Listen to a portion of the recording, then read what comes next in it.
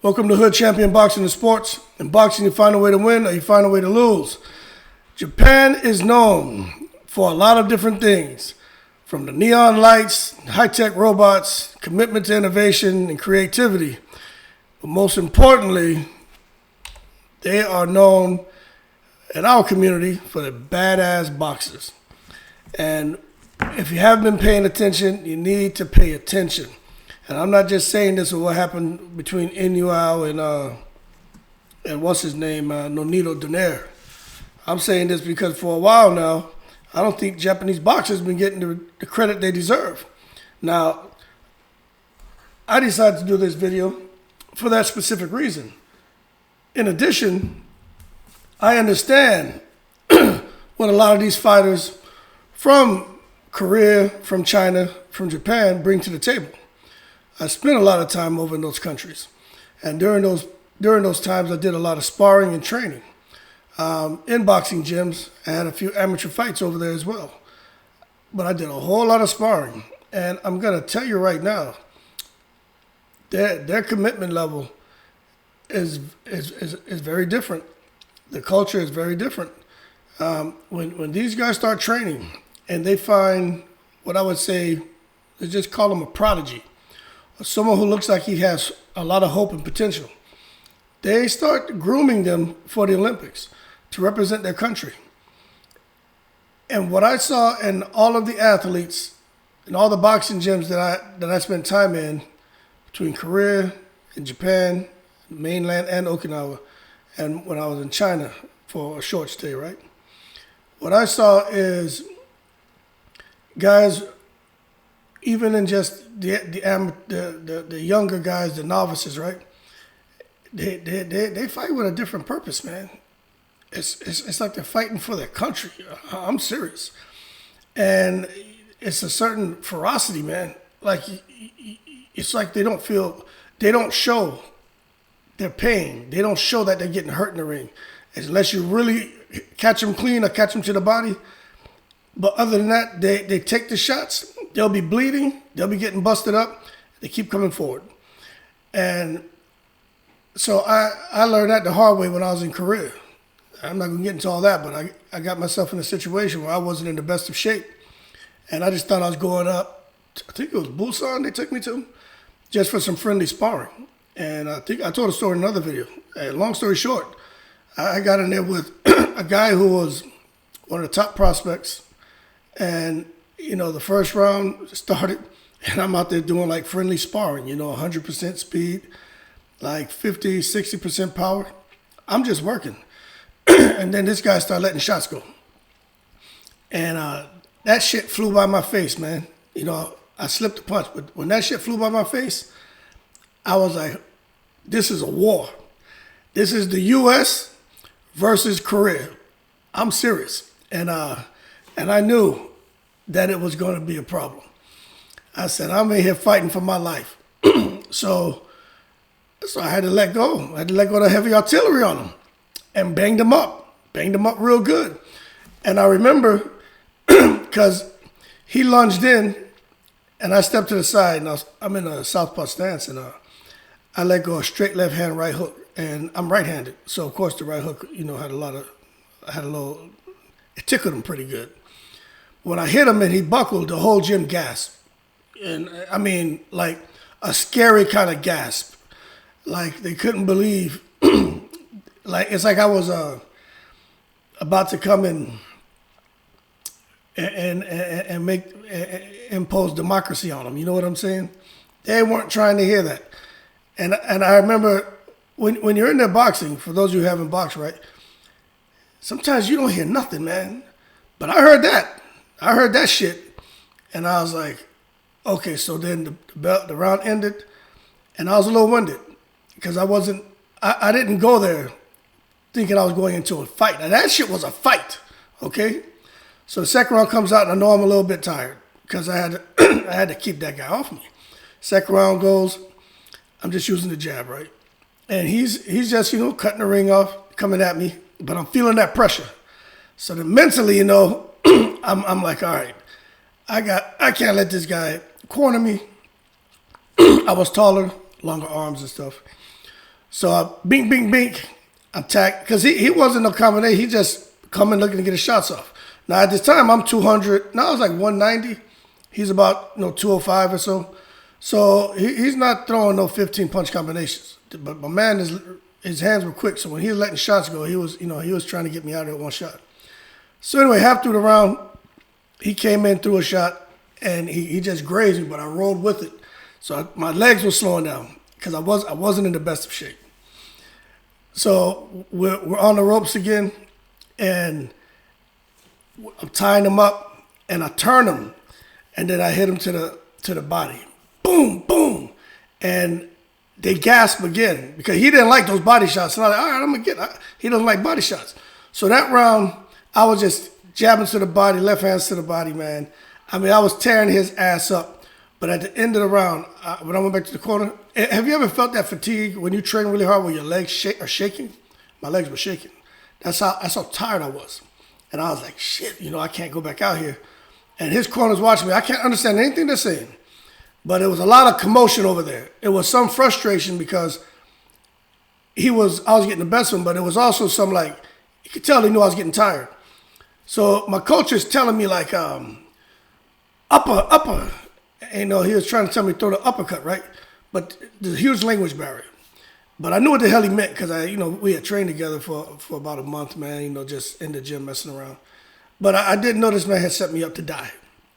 So anyway, long story short, come out there for the third round, and first 30 seconds, I'm all right, but then the fatigue just hit me. I ain't gonna even lie, man. And he threw a right hand, he caught me. I rolled with it, but I felt the impact. But I rolled with it. The whole gym cheered, and I was like, all right, man, I'm getting tired. I can't let this guy get his shots off on me. And now he's coming full steam ahead. So I still had enough sense and had enough energy where he would go to throw because he was a little slower. I would just step in and grab him. You know what I mean? If he had a bit better IQ, but he was worried about what I was going to throw at him too because I had been tagging his ass because my hands were quick, and I had a little bit of pop. So he wasn't just trying to throw no lead uppercut, but he didn't realize how tired I was. Otherwise, when he was coming to me and I would just step in and grab him real quick, kind of like what Devin Haney was doing to Kambosos, he could have took a half a step back and threw a lead uppercut, and he may have landed it because I was tired, man.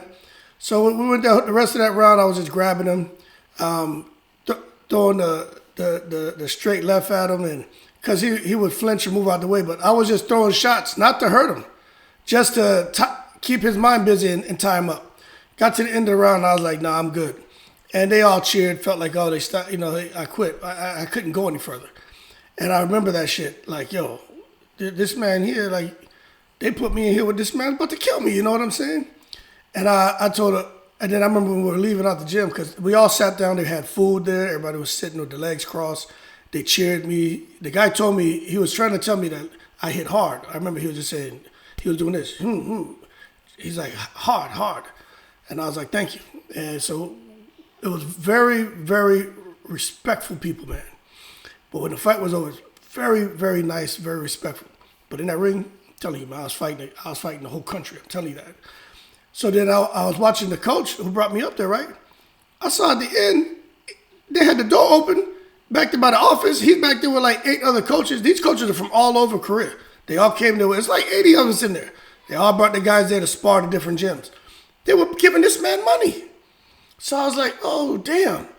He arranged to bring this American, cruiser heavyweight up here to spar their guy who's going on. They're trying to get him ready for the Olympics or whatever the hell they were doing. But he's supposed to be the national champion. So, they get those titles when you're fighting in them amateur circuits. That don't mean he's the baddest boxer at that weight class, in the heavyweight division in the whole of Korea. I didn't go and fight the best boxer in Korea.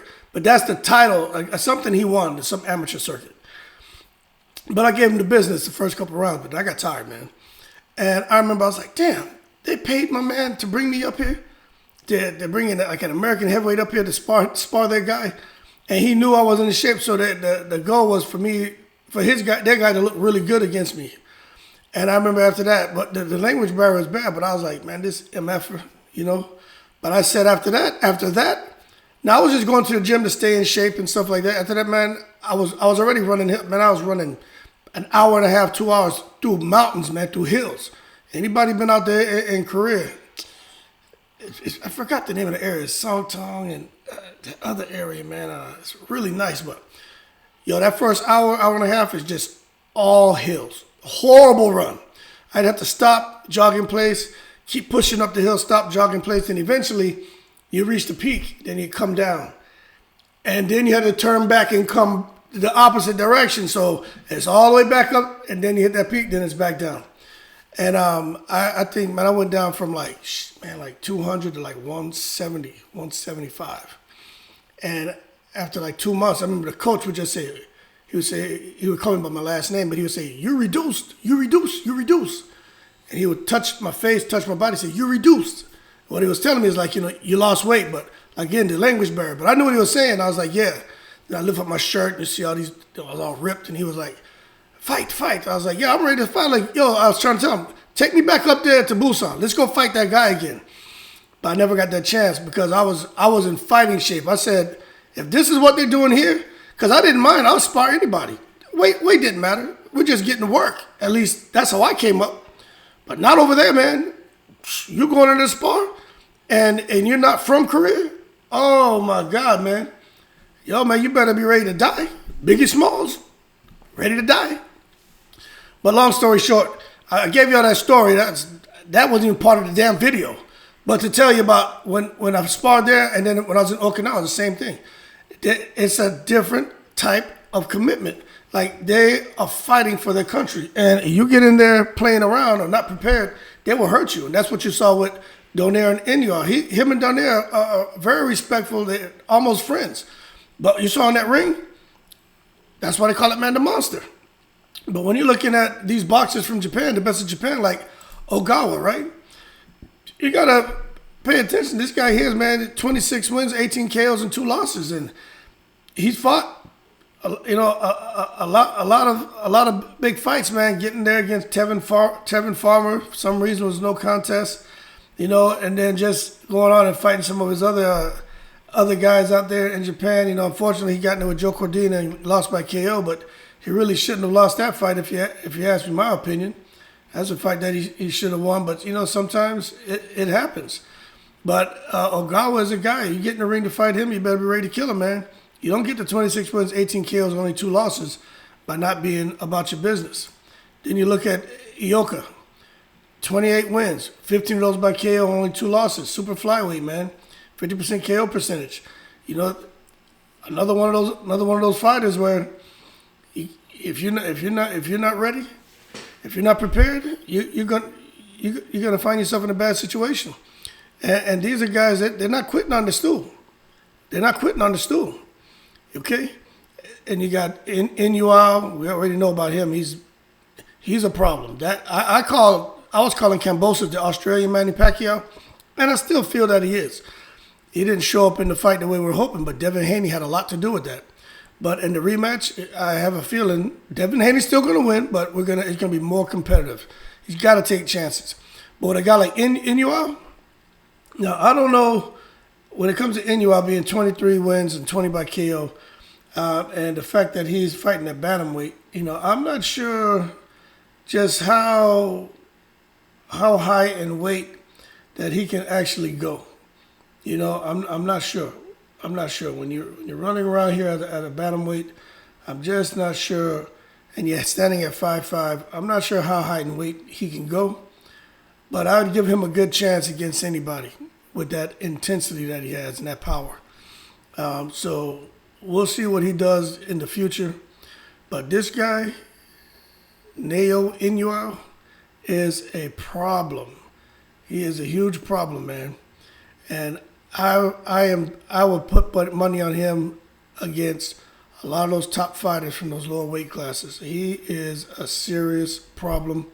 And if you don't know who he is, go watch the fight, any of his fights, and to watch how he counters, the way he sets up his counters with that right hand. He just moves his shoulder just a little bit to make you think you're gonna throw a jab. Then boom, that right hand comes. He's done it in several fights and knocked guys out. And unfortunately, for Nonito Donaire, he was the most recent KO victim to now Inoue.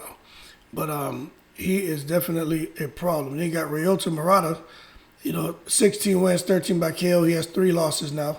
He's fighting at middleweight, and 68, almost 69% KO ratio.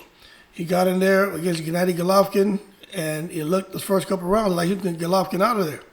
But Golovkin, kind of found his rhythm and came back strong. So you got to give him respect for that. But he, out of all these guys, have probably fought some of the names that we'd be probably more familiar with. Inoue, we know Nonito Donaire is a big name, but when you think about the Hassam Indams, Rob Brandt, Stephen Butler, Gennady Golovkin, some of those names should ring a bell. But he's out there clipping these guys, so you gotta put some respect on this guy's name, man. He is a monster. And again, when you're running around here, 13 KOs out of your 16 wins, and almost a 70% KO ratio, he obviously brings something to the ring. So definitely representing Japan very well, very well. Then after that, you got Hiroto Kyoguchi. Another one, 15 wins, 10 KOs, no losses. Light flyweight, man, 66% KO ratio. These guys just need the big name opponent here stateside. And what I would like to see, since a lot of these guys, when it comes to the zone, if they could put on a card where they can, I don't know if they have the money or the right budget, but to have all these guys fighting, man. I mean, but against top name American fighters, and that would really help boost these guys' profiles. But I'm not sure if that would happen, because there'd be a lot of money invested into a card like that. And the Japanese fighters, I think, are more humble. I think they'd be more humble, will be more realistic in their expectations as far as their pay. But I think it's the American fighters who'll be like, nah, because they know the risk it is when you're getting in there with these Japanese fighters. They're going to want to get paid big money, and I just don't think that the money on the table, that kind of money on the table to put on a card with these 8 top Japanese fighters and to find top American fighters in their respective weight classes to get it on. Then you have Junto Nakatani, 23 wins. He has 18 of those wins are by KO, 0 losses. He's fighting in the flyweight division. This man's standing at 5'7", and when you got almost an 80% KO ratio, you gotta understand what he brings to the table as well. I'll tell you, it's something in these hands. It's something in their hands and something in their hearts. And this guy is definitely going to hurt somebody. When you're out there getting TKOs in 4 rounds, 8 rounds, 6 rounds, first round KOs, KO in the first round, third round. This is what this guy is doing to opponents. So it doesn't matter what level of opponent it is in the beginning. If you look at, he's still doing that now.